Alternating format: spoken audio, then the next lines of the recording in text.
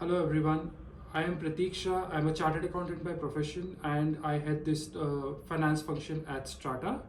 Today I am here to talk about NRI investments in opportunities listed by Strata. When making their investments into India, NRIs also often find themselves at a crossroads with respect to what would be the taxation treatment, how would the same be taxed in their host country, how would the same be taxed in India, etc. So let us understand the same with this presentation.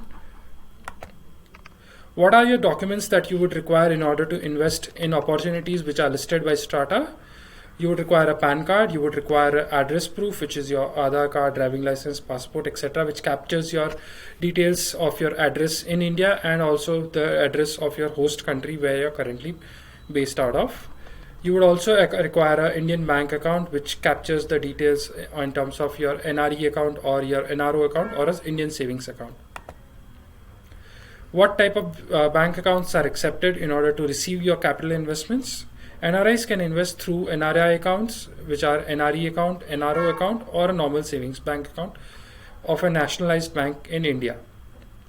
Returns from this investments will, however, be credited only to your NRO accounts or your normal savings accounts. We will not be able to remit money to your NRE accounts. Let us understand the taxation treatment or the TDS deduction with respect to the monthly payouts that will be made. A TDS of 20.8% will be deducted on your monthly payouts since you are an NRI. However, in case you have a tax residency certificate with any of the more than 90 plus countries with which India has a DTAA, you can submit the tax residency certificate in order to obtain the benefits of lower TDS. The interest on the monthly payouts that are being made to investors is in the form of interest on debentures, and hence the TDS of 20.8%. However, as discussed earlier, in case you have a TRC with any of the countries where India has a tax treaty, which is almost more than 90 plus countries with which India has a tax treaty, in that case, the beneficial rates of 20% or your rates as per the DTAA will prevail, and whichever is beneficial to the investor will be provided to the investors.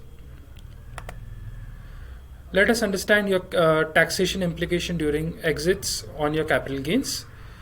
In case of capital gains, which will be in terms of 24 months for shares and 36 months for debentures, anything which less than 24 months and 36 months would be taxed at short-term capital gains, and anything above 24 and 36 months for equity shares and debentures will be taxed at long-term capital gains.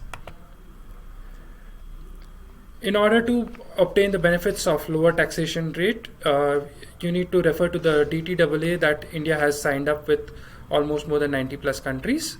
NRIs will be required to submit a TRC to avail any of these benefits under the DTAA.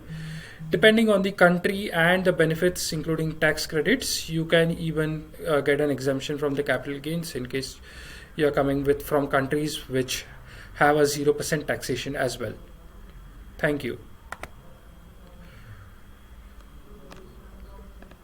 Let us understand what are the key things to remember. The key things to remember is we can only take money in Indian rupees.